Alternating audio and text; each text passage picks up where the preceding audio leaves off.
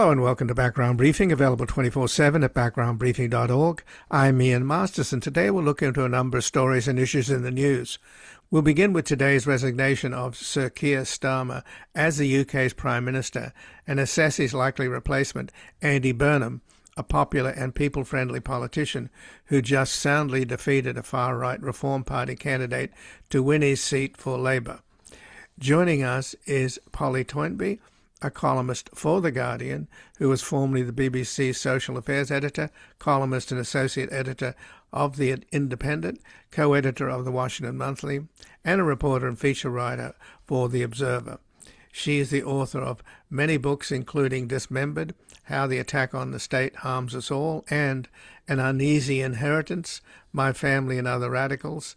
And her latest article at The Guardian we will discuss is As Starmer Eyes the Exit, Here's a Lesson for Andy Burnham. First impressions are everything. Then we'll examine John Swain's explosive article at the Washington Post, Tulsi Gabbard, her guru, and the mysterious messages that helped shape her political career. Joining us is Karen Greenberg, an International Studies Fellow at the New America Foundation, a Fellow at New York University's Law School's Reese Center for Security, and a permanent member of the Council on Foreign Relations, as well as the co-host of the Spy Talk podcast. She's the author of Rogue Justice, The Dismantling of American Democracy from the War on Terror to Donald Trump, and Our Nation at Risk, Election Integrity as a National Security Issue, co-authored with Julian Zelizer. We'll investigate why every Republican senator voted to confirm a Russian-friendly possible asset who took her marching orders from a homophobic, Islamophobe, tinfoil-wrapped cult guru. Then finally we'll speak with Timi Iwayemi, an assistant director at the Revolving Door Project, where he leads much of their work on accountability, financial regulation, climate finance, congressional oversight, and trade policy. He's the co-founder of the Policy Vault Africa, an online repository of government policies in Africa. And he has a new report at the Revolving Door Project that we will discuss, Who's in Crypto's Corner? And before we begin, with Trump having bombed 7 countries and started a war against Iran, while at home his ICE thugs terrorize and break up families, murdering American citizens in the process, the need to rid the country of the deeply unpopular Trump cacistocracy and his clown car cabinet could not be more urgent. But these crooks and criminals would do anything to stay in power, as their billionaire buddies buy up the mainstream media and the mob boss intimidates Republican politicians. Only people power can beat money power, and we need all hands on deck as we continue to do our part, delivering a daily public service, providing the facts and evidence to inform the majority of what they are up against and how to win back our country, our decency, and the respect of the community of nations. You can help save America's 250-year-old democracy by making a tax-deductible donation at backgroundbriefing.org/donate or at publictruthmedia.org, and thank you. And joining us now from the UK is Polly Toynbee, a columnist for The Guardian, who was formerly the BBC Social Affairs editor, columnist and associate editor of The Independent, co-editor of The Washington Monthly, and a reporter and feature writer for The Observer. She is the co-author of Dismembered, How the Attack on the State Harms Us All, and her latest article, The Guardian, is As Starmer Eyes the Exit, Here's a Vital Lesson for Andy Burnham. First impressions are everything. Welcome to Background Briefing, Polly Toynbee. Oh, hi. Well, thanks for joining us, Polly. And here in the United States, I think the most stinging rebuke of Starmer came from President Trump, of course, who trashes everybody. And he said that Starmer is no Churchill. How did that play in the UK? Because it feels like there was something about this man that exuded weakness as opposed to strength, even though apparently he's a solid and decent person. So how did he get this reputation, if that's the right word to put it? Well, certainly President Trump's contribution was greeted all round with a kind of disgust. I mean, what's he doing interfering in our politics? Even those people who are not Labour people thought this was outrageous. And after all, President Trump is a guy who likes to kick people when they're down. The idea of loser is the worst thing he can think of. And before of that, of course, he thought of Starmer as being a winner because he won a landslide election just under 2 years ago. So it's been a very remarkable trajectory for him to have announced his resignation today. And what happened in in the intervening 2 years for this precipitous fall? It's partly to do with our electoral system, which is something you understand quite well. Well, first past the post elections produced very odd results. So, although he won an overwhelming number of seats in the House of Commons, he only got 34% of the vote. He was never very popular, nor was Labour. There was an overwhelming wish to get rid of the Conservatives after their 14 years in power, but there was no great enthusiasm ever, either for him or for the Labour Party. And I'm afraid he arrived in power as one of the most unpopular prime ministers walking into Downing Street. So it's not as if, he's fallen from a great height, I'm afraid. And how does this relate to the rise of Reform, the right wing Brexit Party, and the Green Party? That the Green Party less so. The crucial factor is the frightening rise of the far right in this country, Reform and Nigel Farage, in that, Labour has never removed a prime minister in office. It doesn't do that, something the Tories do. So this is very exceptional. Labour is on the whole pretty loyal to its leaders, and certainly when they're in power. What this is about is that now, for a very long time, frighteningly, Nigel Farage and his Reform UK party have been a good 10 or more points ahead in the polls, above Labour, above all the other parties. And the prospect that he could ever come to power, that he could be the next prime minister, is so frightening that Labour really feels it needs the best person they can find to prevent that happening. And they've chosen the only leading political figure at the moment in this country from any party, really, who has a strong net favourability rating. Andy Burnham is very popular for the moment, may not last, and he's the only one who could really beat Reform. And in a by-election last Thursday, he resoundingly beat Reform on their own territory in a place where only a month before they'd won all the local elections. So the hope is that Burnham will be the one to prevent this country going to the far right. Most countries in Europe are threatened with these kinds of parties, and they all are looking for ways to try and fight it off. Well, I'm always amazed, though, that Nigel Farage had any kind of political career at all, given that he was one of the main architects of Brexit. And Brexit, in the historical context, is one of the greatest self-inflicted wound a country has ever imposed upon itself. And just recently there was a study that indicated that the British GDP, because of this ridiculous detour into into self-punishment and self-isolation from Europe, has cost the British economy something around 8%, I think it was, of GDP. So why haven't the opposition, the Labour, sufficiently tied Farage to this catastrophe of Brexit? Or is there still support for Brexit? I mean, haven't people learned the obvious lesson that it was a catastrophe? I think a lot of people have, and an awful lot of people who voted for it now say they would vote to go back. Nevertheless, this is the terrible power of a referendum. It is, a mighty mandate for a particular course of action. And there seem to be quite a lot of people who think, well, you can't go against that, can you? And it remains a strong force in our politics, in that, interestingly, the Conservatives, who are very low in the polls as well, absolutely haven't resiled from their Brexit position. I don't think they'll recover as a party until they do. And as far as Farage is concerned, he's devoted his life to the terrible destructiveness of Brexit. I think find him funny, charming, a touch of the Boris Johnsons.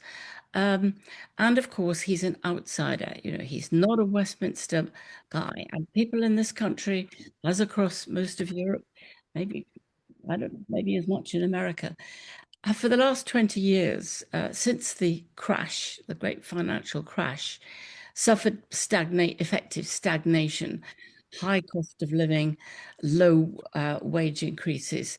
And so there's a great underlying discontent, looking for somebody who says, I'll give you something quite different.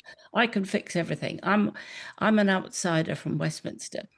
And Farage played that ticket quite well. He never had any policies. It was just an assertion.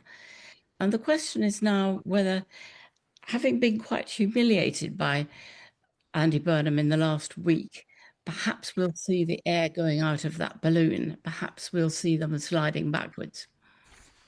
So defeating the Reform candidate, does that automatically make Andy Burnham the next Prime Minister? I mean, he's now just been sworn in as an MP, but it feels like he's about to be Prime Minister. So clearly, is this an act of desperation, or is there, do you think, a good reason to replace Starmer with Burnham? I mean, what do we know about him? I mean, he certainly doesn't come across as a great orator. What's his appeal? Oh, he's immensely charming, likable, warm, empathic. People come up to him in the street, want to have, photos with him. He's got all the warmth that Starmer doesn't have. I mean, Starmer's a decent man and a serious man, but he doesn't have those political arts, and he doesn't have a natural warmth either with the people he works with closely, let alone communicating it with the public. Andy Burnham has all of that talent in spades. He's also very experienced. I mean, he's been the health secretary, he's been the culture secretary. He's been right there in the cabinet, and he's an experienced politician. He's been out of it for 7 years because he's been off being mayor in Manchester, which is a bit the equivalent of being a governor of a big state in your country. And quite often your governors become presidents. Well, it's a bit like that, I think. Nobody else, I think, will stand against him because he now has such support amongst MPs. It's very doubtful that anybody else would have a hope in hell of getting anywhere if they contest this. They may not. They need to get 20% of the MPs, Labour's MPs, to back them to be nominated. It's doubtful anybody else could even be nominated at this stage because Andy Burnham is so much more popular than anyone else. And the qualities that you just mentioned, Polly Toynbee, that explains his victory over Reform. But he's already great at retail politics. I think so. And he has made himself into an outsider now from Manchester. He's the guy from the north. He's not a Westminster man, in the same sense that people tend to arrive in the White House saying, I'm an outsider from some other part of the country. I'm not part of the Washington swamp. It's a bit like that. So he has a lot of support from non-Londoners. Even Londoners, I think like him, but his pitch is very much, I'm a northern provincial guy, and I'm coming into town to make sure this country is fairer to all of the parts of the country, and it isn't London dominated, Westminster dominated. And he's very much in favour of devolution, and says he will devolve a lot of power and money and tax raising powers to local mayors, and that'll make a lot of difference. I mean, that's a big constitutional change. So he has a lot of things going for him. He's also in favour of electoral reform, changing our appalling electoral system that delivers huge majorities on small minorities of the vote. And he's very much an egalitarian, strong views about poverty and equality. And what he can do about it without very much money in the kitty, that's another question. But at least people see his heart is in the right place. So does Labour have the same problem that the Democratic Party here in the United States has? In other words, a sort of split or a tension between the centre-left and further to the left, and here, of course, in the US, there's a lot of Democratic Socialists getting elected, starting with the mayor of New York. And most of the excitement in terms of the political candidates running on the Democratic side are the candidates who are running either as Democratic Socialists or certainly as anti-establishment Democrats, critical of what they call corporate Democrats. Do you have that dichotomy in the Labour Party? Not really. We don't have corporate Labour people really. It's no, surprisingly, because Labour has a long history of terrible rifts and fights between right and left. At the moment, yeah, there is a left, but it's the Jeremy Corbyn left. But Jeremy Corbyn is no longer in the party. He was their left-wing leader who was a disaster and led to a big defeat in 2017. There are a few of those, but they're not really very important. I think the sense of unity is really quite strong, and there'll be a huge gathering around Burnham, particularly if he can hold on to this popularity and if he can raise Labour's fortunes. But above all, if he can keep reform at bay, if he can turn the guns and the cannons on the far right. That's what's really needed in the country now. And that's why he's been brought in, really, is fear of the far right. It's much less to do with the left. So we're going back to Mosley, the idea that, it took Churchill and others to discredit, well, actually it took World War II to discredit Mosley, but what's it going to take to discredit Reform and Farage? He's very litigious, so I'm not going to say he's Mosley or an actual fascist, but there's no doubt that it's a very sort of pro-white and suspicious of any kind of racial equality moves, and there are all kinds of things that people recognize from the far right, right across Europe, anti-European. So that I think, trying to trying to prevent reform getting anywhere near power is very important. One thing that's quite interesting is the extent to which all of the other parties in the country rally round together against Farage when the time comes. In this recent by-election, although Andy Burnham won it overwhelmingly, not due to any splits on the other side or anything, such Conservatives as there were in that constituency lent their vote to Labour rather than fear Nigel Farage winning. So that shows the strength of feeling that there is, even amongst Conservatives. And, Kemi Badenoch, the leader of the Conservatives, has said she absolutely will not do any deals with the far right. There will be no coalitions, no supporting each other in power. Let's hope she sticks to that, but that's very important. And just in closing, what do you think will Andy Burnham's foreign policy be like? Because recently Starmer had his defence minister resign over what the defence minister considered insufficient support for the military, which by extension means support for Ukraine. Where do you see Andy Burnham's foreign policy? I think the resignation of the defence secretary was peculiar and not particularly relevant. I mean, he will have to find the money for defence because NATO needs more money. We all have to contribute more, particularly as America is no longer a reliable ally. In fact, a very unreliable friend a lot of the time. And so everybody in NATO knows they have to find the money. We've already found quite a bit more, and more will have to be forthcoming, and particularly to support Ukraine. I don't think foreign policy will change very much in that I think, all the parties are, except for Nigel Farage, strongly supporting Zelensky and Ukraine and strongly supporting, a stronger European defense entity. But I think relations with America will be chillier. I don't think, Starmer tried his best in every way he could. Special relationship, using King Charles as much as he could, and it's failed. Trump is entirely unreliable friend. There's no point in sucking up to him because it doesn't work. So I think we'll probably see a more detached, chillier approach. I mean, obviously, it matters our relationship with America, but I don't think we'll see sycophancy in the hope of getting good tariff agreements. Well, Polly Toynbee, I thank you very much for joining us here today. I appreciate it. Thank you very much.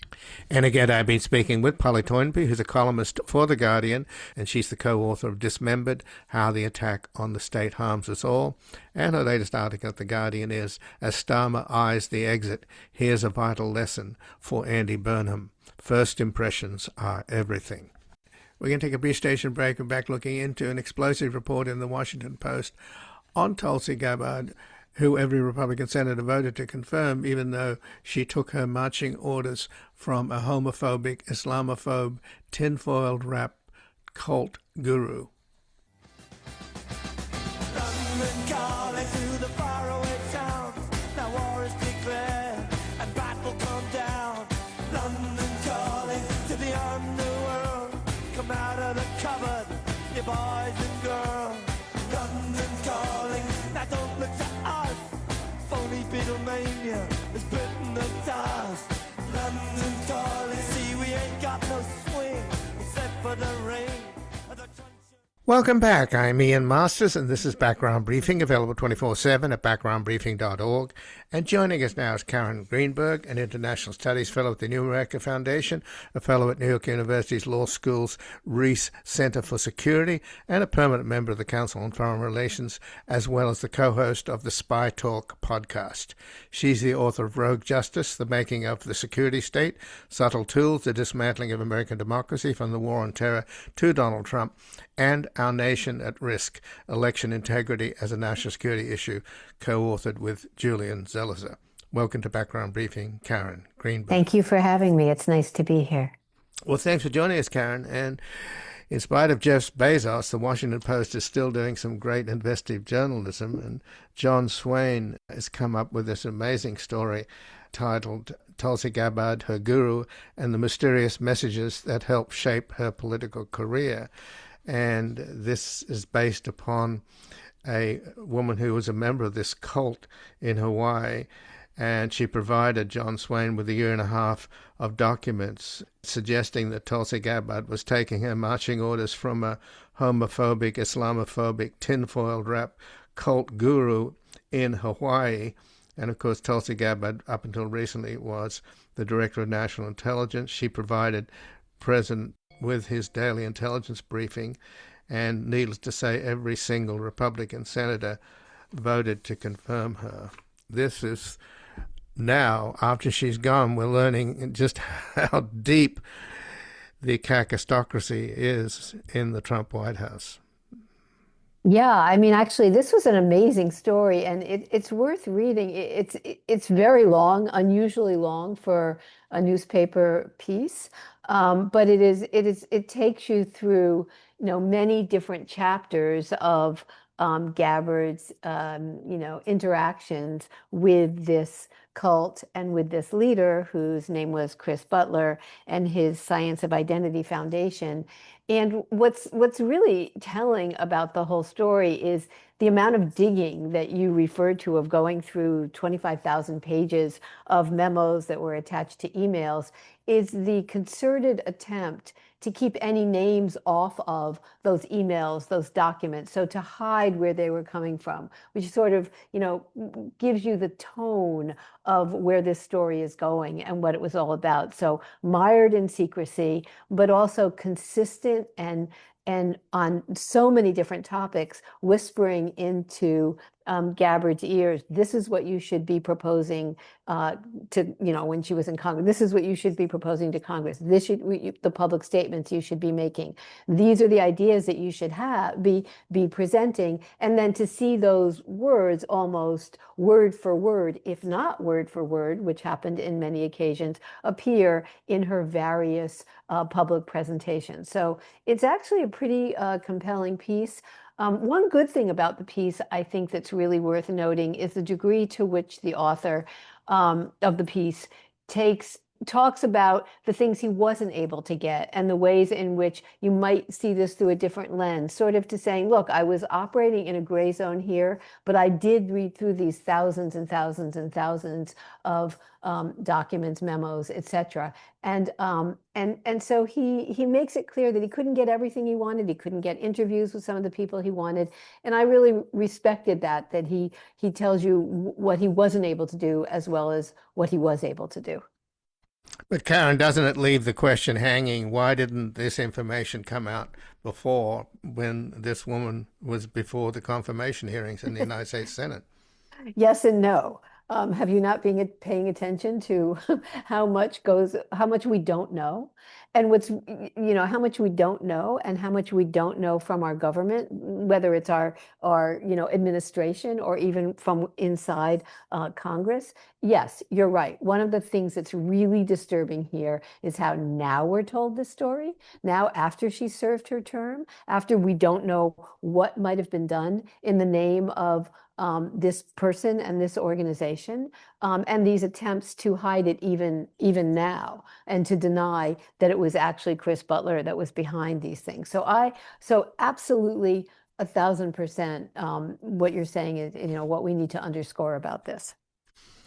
Well, and we are learning that Chris Butler, of course, had ties to the Chinese via Hong Kong and also to the Russians, and that a number of Russians or Russian assets, like a Belgian businessman, funded Tulsi Gabbard's campaign.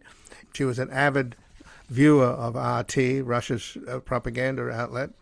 And, of course, to this day, she still puts out the lie that Putin first floated after he invaded Ukraine, was that one of the reasons, apart from this notion of fighting the Nazis, was that Ukraine had bioweapons labs, all of which is a complete, Russian fabrication. But she was the one who pushing that, and to the very end, on her last day in office, she did a hit job on Fauci.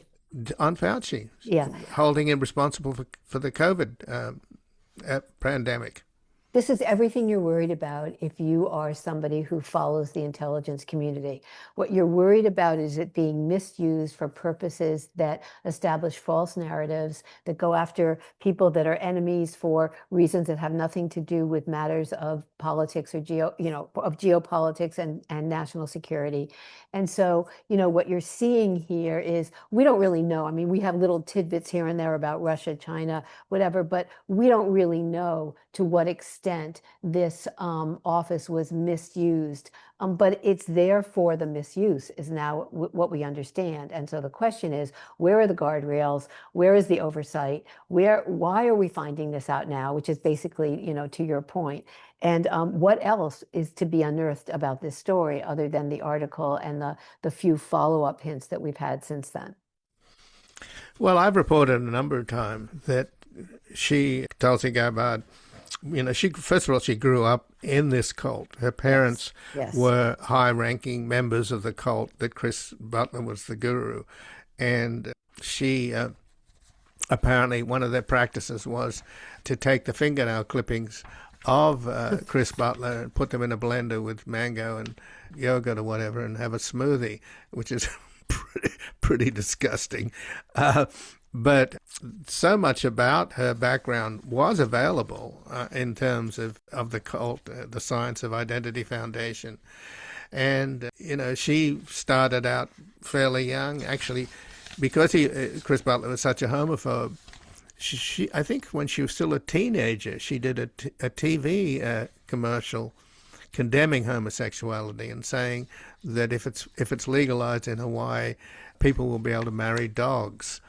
So, I don't know why they missed all these flags. I mean... Yeah, and the other thing about Tulsi Gabbard is the degree to which she's had so many different swings in her political self-identification over the years, whether it's with Bernie Sanders, whether it's with Donald Trump. I mean, that's quite a spectrum to have to go through with ups and downs. And so the question is, why weren't they asking more? Question is, who is this person? Who is this person that we're trying to confirm? And is she, I mean, look, it raises the whole question, not just of how we vet our candidates for office and our candidates for administrative posts, but it also raises the question of, what do we really know about who's advising people, and whether it has to do with a cult, whether it has to do with a foreign country. Now, we've had for years now this sort of suspicions about what's really going on behind the scenes. And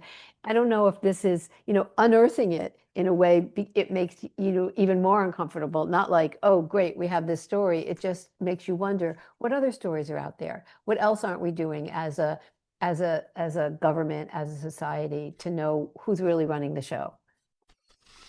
So I guess the senators who approved her, even though some were obviously skeptical, and a lot of them were asking questions about her sympathy for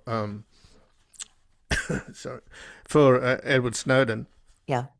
But again, details of this cult were fairly well known.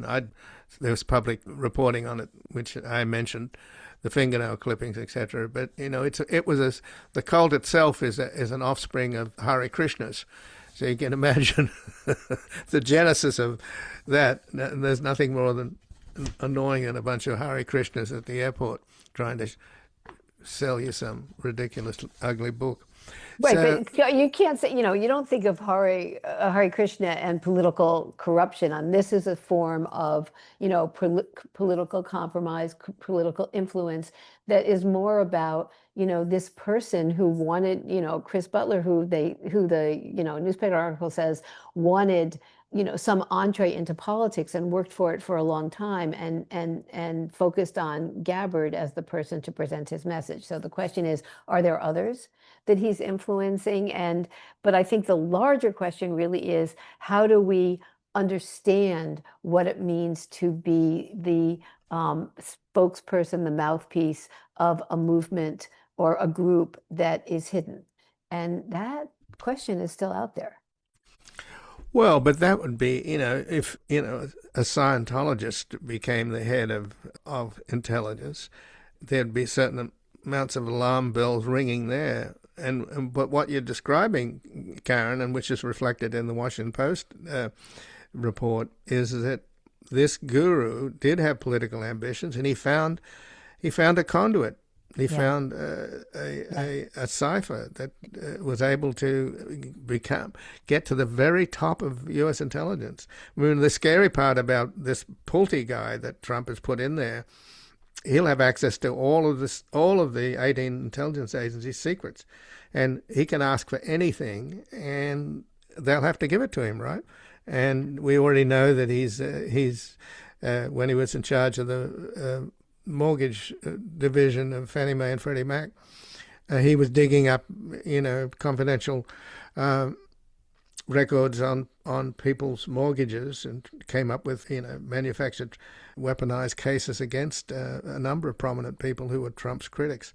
So, well, now you're bringing up something even more, structurally interesting, and I don't mean structural as uninteresting. I mean, to me, this is really interesting, which is, what does the DNI do? What does he or she have access to across the 18 intelligence agencies that are supposed to be coordinated? Because this is, in a large extent, this is a coordinating activity. But yes, it also has the power to get information from these other agencies. And so the question becomes, this is a job that was created in the wake of 9/11 because of the idea that the intelligence agencies didn't share information, and that was one of the fissures and vulnerabilities that allowed 9/11 to happen. And so this office, the Office of the Director of National Intelligence, was created so that America's spies, America's analysts, America's intelligence community writ large would connect the dots, and we wouldn't get attacked again. And so the question becomes, with Pulte's succession here, what, at least for the moment, what exactly does the ODNI do, and how do we value this role? And do we not value it enough that we do the right kind of vetting for who's going to take over? And in a way, Pulte was picked against what is required by law because he didn't have experience in intelligence, you sort of feel. And that really makes you wonder what this role is, what this job is, do we need it, and can it be used abusively, which is really one of the questions that is raised by the article in the Washington Post. But Karen, isn't this out of the frying pan into the fire? Yes. I mean, as bad as Gabbard was, Pulte's worse. And my understanding of the statutes that created this agency, the Office of Director of National Intelligence, allows the DNI to ask for anything amongst the 18 intelligence agencies and to get it. Yeah, and that's what's scary about Pulte, because that's his job, isn't it, to dig up dirt on people that are on Trump's hit list. Right, but you have to, right, but he knows so little about intelligence and intelligence collection and what intelligence, presumably, this is how it's being reported, and what the intelligence do. Will he know what to ask for? And so you're absolutely right about the powers that he have, but let's talk about the other side of this. Is what about the responsibility of presenting the threat matrix, the threat environment to the National Security Council, to the president? You know, is he going to be able to even get the information that's helpful to present in the, you know, PDB, the President's Daily Briefing, or whatever else? And so, yes, there's tremendous potential for harm and for using it as a revenge position, amassing information from these different agencies. But it's also, the other side of it was, who's going to monitor our threats? Who's going to know what the threats to the country are? It's not like we're not living in a world where there are, you know, threats all around the world because of the stance the United States is taking, whether it's in Ukraine, whether it's in Iran, whether it's in the Gaza Israel context. And so the question is, we have somebody in charge who, yes, may be getting information for nefarious purposes, but what about the information he's not getting and not passing along and not paying attention to? So it's a lose-lose on both sides of this. But to broaden it out, just in closing here, Karen, the two leaders of the major nuclear powers, Russia and the United States, are both isolated, paranoid, under enormous amounts of pressure. Putin apparently no longer has an inner circle. The only person he deals with is his bodyguard, who clearly is not that well informed. And we don't quite know where Trump gets his information, because he posts the most bizarre stuff on Truth Social. He's clearly in, I think, precipitous mental decline, perhaps even physical health as well. Do we know if he's got Bill Pulte whispering in his ear? God help us. Do we know anything about where Trump gets his information, as much as we know that how isolated Putin is? We don't know, but we don't think of it as being no one or just one person. We do know about Susie Wiles. We do know about others who interact with him. We don't know. I always think that, you know, stories about his decline are more, you know, I never know whether to trust them or not, whether they're just, you know, wishful thinking on somebody's part or not. I mean, I think the question that really interests me is, you know, yes, it's really much about what he wants and where he wants to take things. And he'll appoint, and this Pulte appointment is very clear on this point, he'll appoint anybody he wants for the point of loyalty and doing his agenda than anything else. And, you know, he had cut Tulsi Gabbard out of those major conversations, for example, about the war with Iran a while ago. So it wasn't like she had his trust and his confidence, whatever else was going on in her world. So I think this really is, you know, from the frying pan into the fire, as you said, and I think it's a very worrisome moment. Well, Karen Greenberg, I thank you very much for joining us here today. Thank you. And again, I've been speaking with Karen Greenberg. She's the author of Rogue Justice, The Making of the Security State, and Our Nation at Risk, Election Integrity as a National Security Issue, co-authored with Julian Zelizer. We're going to take a brief station break, back looking into the crypto industry and the crooks in Congress who are in their corner.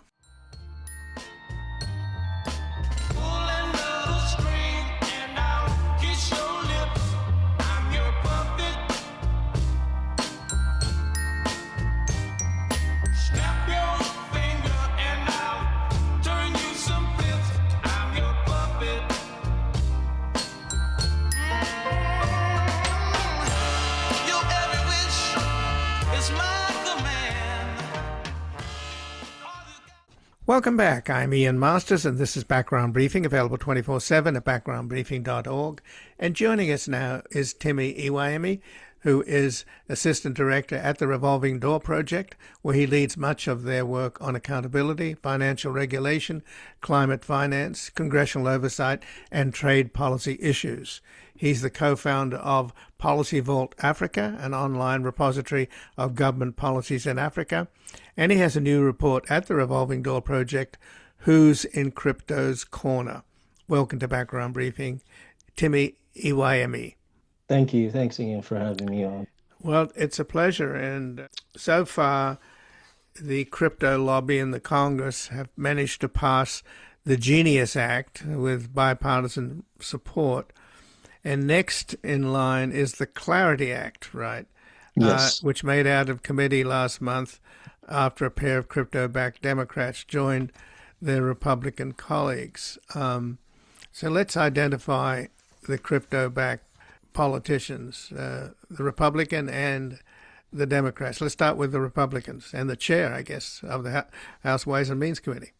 Yeah, and as it relates to the tax bills, which would be debated over in the House Ways and Means Committee, the chair there is Jason Smith, who in this cycle received just over $100,000 for his campaign, which is, it's a notable number, but it's small compared to how much is in the crypto war chest. It's small compared to how much they typically put forward to ensure that our elected representatives prioritize their interests over the public's.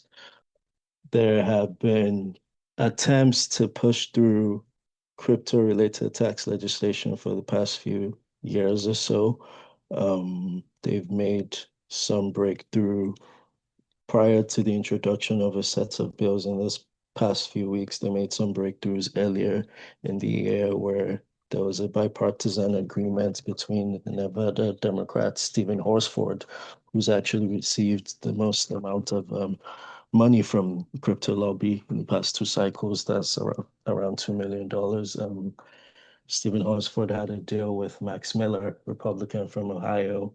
That deal is no longer in consideration. It seems like the path being taken right now would be a partisan path, a Republican party-led path to introduce tax legislation that would allow Bitcoin miners, Bitcoin mining companies, which are the companies that generate newly minted Bitcoins and are received they receive transaction fees and they receive Bitcoin awards after they do this mining, they do this creation of this, electronic money.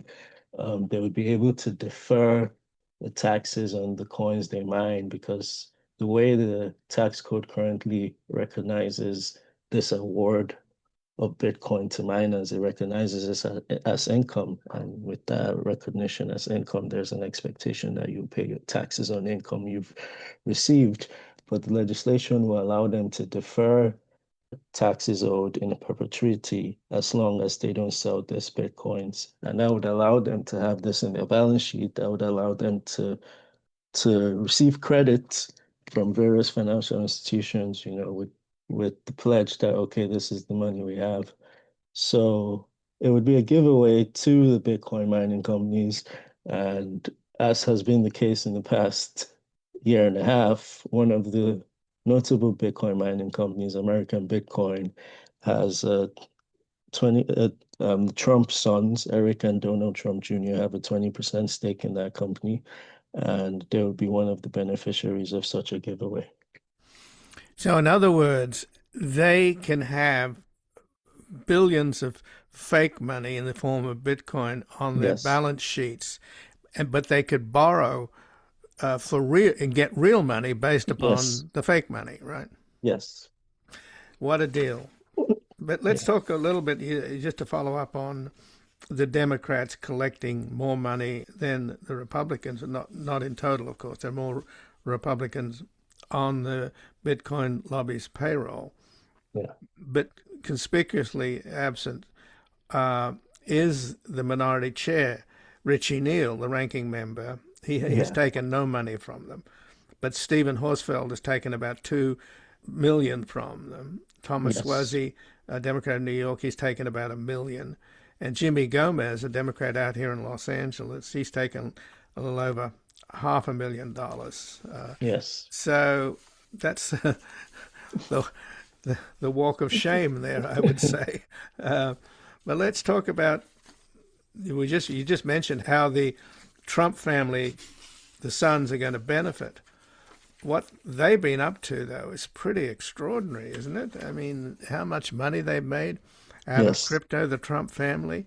They've Yes. made apparently 2.3 billion from crypto Yes. with little or no downside risk, whereas their investors in their various crypto products have lost 2.3 billion. Yes. So when are these pro-Trump MAGA suckers going to wake up? Yeah, I mean, hopefully soon. Yeah, but it's difficult to predict when they would realize that they're being exploited. I think what we see with the Trump family is historically, president has mastered the ability to license the Trump name, license the Trump brand name, and crypto is a perfect opportunity to do that because a lot of the success in crypto world, it's based on marketing, it's based on branding, it's based on advertising. Like there's when you peel back the layers, you see there's not a lot there, there's not a lot to it. Even this example of American Bitcoin, which the sons are invested in, they barely put any of their own money into it. You had an arrangement where a company that already had the mining equipment. I was thinking of pivoting towards artificial intelligence and towards powering data centers, which is, a big topic at this moment in time. Realized that the Trump family was interested in crypto as a money-making venture, so they just decided to partner with Eric and Donald. Um, and they took that company public, and people invested their hard-earned money in this new public company. But the fundamentals of the company were never sound. So just based on people rushing to invest after it went public, they've just been selling their own stock, and rewarding themselves for the past year and a half, while the fundamentals of the business have barely grown any stronger.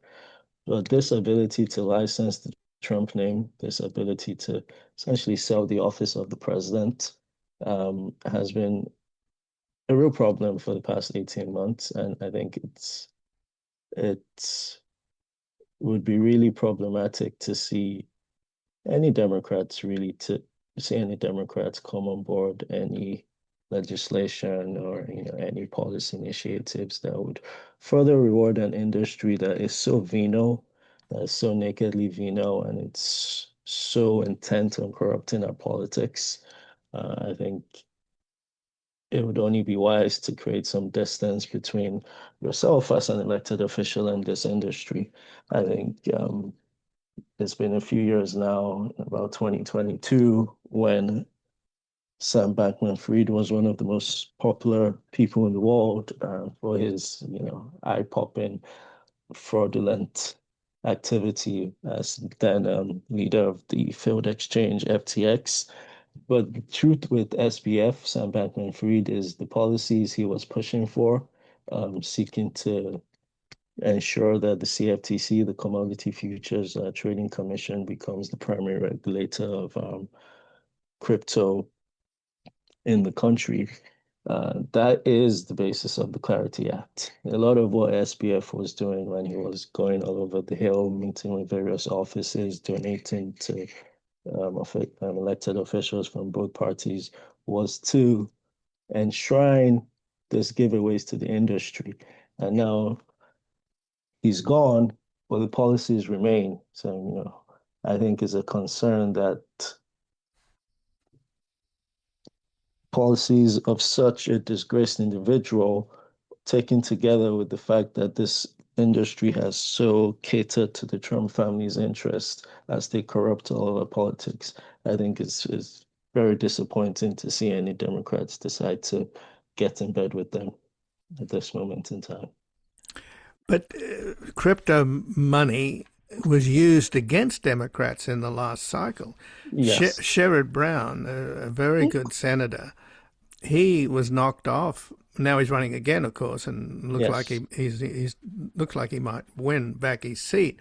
But Yes. at the last minute, crypto money poured into his Republican candidate against him, which which caused Sherrod Brown's defeat. So you'd think the Democrats might be a little bit aware of how this money's been deployed against them. Yes. Yes, you would think so. And I don't want to, attribute too much to the industry. There's definitely a relationship between how much money they spend in the elections and the results we see, but it's not all necessarily definitive. I think there have been recent examples we had the race in Illinois, the primary race, where the candidate backed by the industry wasn't successful. On the other hand, the person who was successful was backed by the governor of Illinois, who is also, pretty well heeled. So perhaps there's a balancing effect there of big money versus big money. But well, one of them had real money.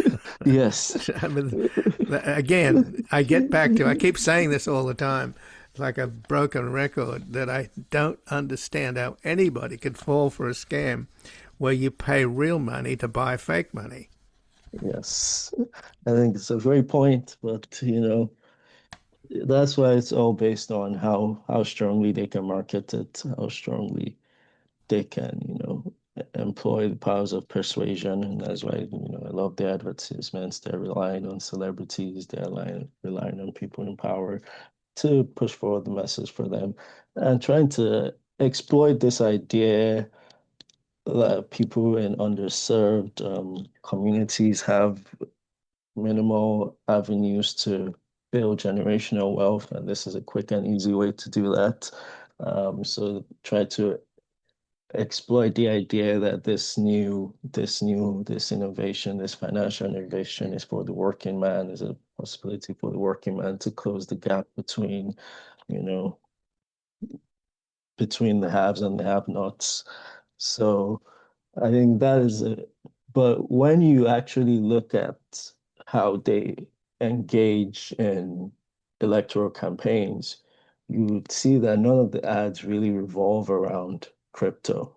So when you have the electoral battering Fair Shake, which pushes millions of dollars to different candidates, you see that the candidates they back, they're not claiming that this candidate is the right choice because of their stance on crypto. Because they know if you look at any polls, if you poll the public about its feeling, about its relationship with this so-called innovation, you see the public thinks that it's bogus, like you're saying. Many people think it's a scam. Many people think it's a way to lose their money. And many people think that Congress should not be focusing on this. But it remains a core focus of this Congress because unfortunately, it seems like various committees and various officials are happy to do the bidding of the people they feel were instrumental in getting them there. And it's a problem if you feel the people instrumental to getting you there are this, well-heeled lobbies versus people who actually have to cast votes. But in terms of the Trump crypto earnings, they've come almost entirely from these tokens that they sell through World Liberty Financial. Yes. And they've apparently raised $1.4 billion by selling $30 billion of their tokens, yielding the Trump family $987 million. All told, the losses for the investors in World Liberty tokens totaled about $674 million. So you can see who's winning and who's losing. And by the way, American Bitcoin that the Trump sons have 20% ownership of, their share prices have dropped from $11 to $1.15 at the end of April, costing investors more than $200 million. Yes. So this is the obvious pattern, that these grifters, this Trump family, use their name, use their prominence, use the power of the presidency to sucker a bunch of people into thinking that they can get rich too off their coattails, and they end up getting fleeced. Yes. Yes. I think that is a key part of the story, how, they're fleecing the common man.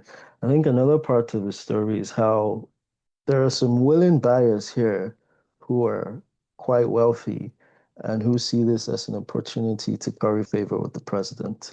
So on the one hand, they're getting all this, unfortunate suckers in there, and they're taking their money away. On the other hand, they're taking the money away from people who want to, have an audience at the Oval Office, which was really the case in World Liberty Financial, where you had this prominent crypto investor, Justin Sun, who was one of the biggest backers early on.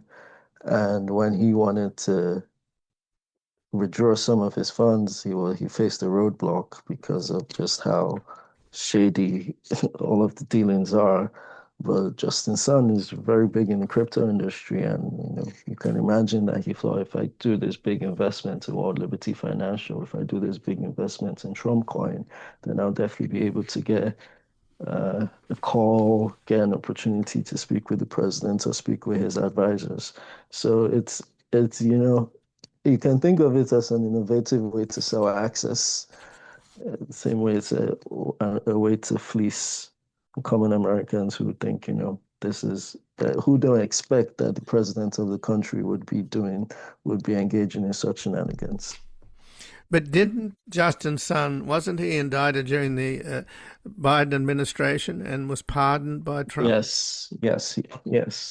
So that is the opportunity that it presents. People who want the power of the president to, help get them out of any sticky situations, that they can invest in any of his so-called money-making ventures. So just in the last couple of minutes then, Timi, what about the Middle East investors, the Gulf investors in the Trump sons? And by the way, the Trump sons share that company, World Liberty Finance, with Witkoff's sons, who are also co-owners.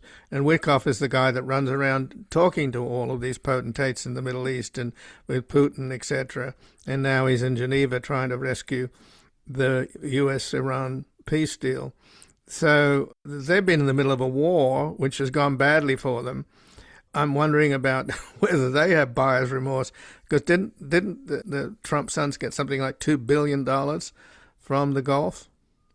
Yes. I think you had trying to remember how they routed the deal. I think it was the MGX, which is one of the firms that is run by the UAE spy chief, who's the brother of MBZ, right? Yeah, and they had that stake. The spy chief, who is Sheikh Tanoon bin Zayed Al Nahyan, who secured that ownership stake in World Liberty Financial through MGX, and which was all routed through Binance, which that is CZ Changbek Zhao, who is also based in UAE, who also was indicted during the Biden administration because Binance pretty much allowed this platform to be readily used by money launderers.